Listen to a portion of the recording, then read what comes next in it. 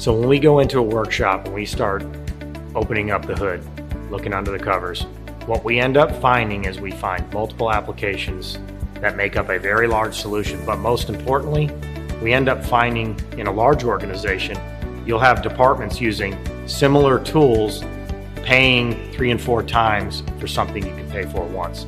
That's one of the largest things. One example I can use that describes how GDT came in and helped the client make an informed decision was, we have a global service software provider that had multiple clusters across 4 continents.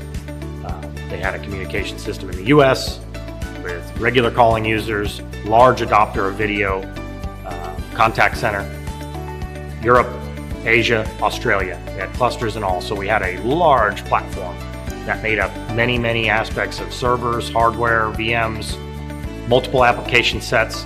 And what we ended up doing for that client is getting a single interface that was able to globally deploy in a cloud-based solution. So we consolidated their PSTN services, their PBX services, their ACD services, their video services onto a single cloud platform, single interface to manage, reduction of hardware.